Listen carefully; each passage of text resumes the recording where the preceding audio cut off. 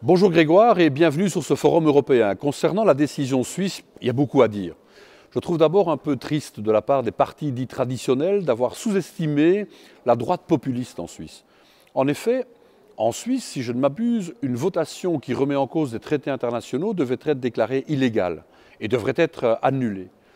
Mais les partis démocratiques, tellement convaincus que le parti de la droite populiste allait se discréditer dans ce débat, ils l'ont laissé faire.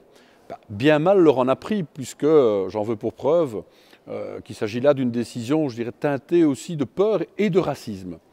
D'ailleurs, c'est la famille Le Pen en premier, qui de la France, et puis suivie par toute une série de leaders de l'extrême droite européenne, ont félicité le résultat de la votation suisse.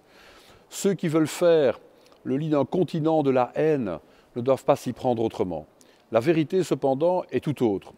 Le détachement des travailleurs peut être vu comme un problème, mais il est bien souvent une solution, car le quota de travailleurs européens pouvant exercer leur art en Suisse est une entrave au concept même de la libre circulation des travailleurs. Les capitaux européens seraient donc les bienvenus et pas les travailleurs européens. Donc il faut arrêter de rire, et c'est d'ailleurs pas marrant, car pour les citoyens suisses non plus il ne s'agit pas d'une bonne nouvelle. Ce résultat aura des répercussions négatives, d'une part parce qu'il remet en cause des accords avec l'Europe, que nous allons donc devoir dénoncer, renégocier, en tout cas annuler peut-être. Et donc, d'autre part, cette main-d'œuvre est profitable à l'économie suisse. Une majorité de petites et moyennes et grandes entreprises d'ailleurs se sont d'ailleurs prononcées contre ce nouveau concept rétrograde de fermeture des frontières.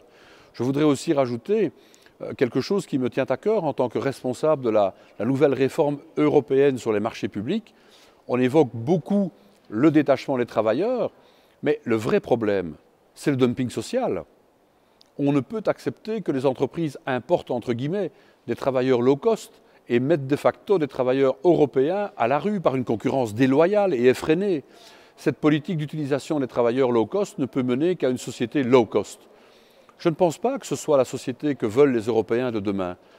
Enfin, je ne résiste pas à l'envie d'ironiser sur la réaction des membres de l'extrême droite italienne de la Ligue du Nord, qui se sont réjouis du résultat de la votation avant de se rendre compte que beaucoup de leurs électeurs du nord de l'Italie seraient les premières victimes, ceux qui vont travailler tous les jours dans le Tessin. Et donc clairement, ces gens sont pénalisés.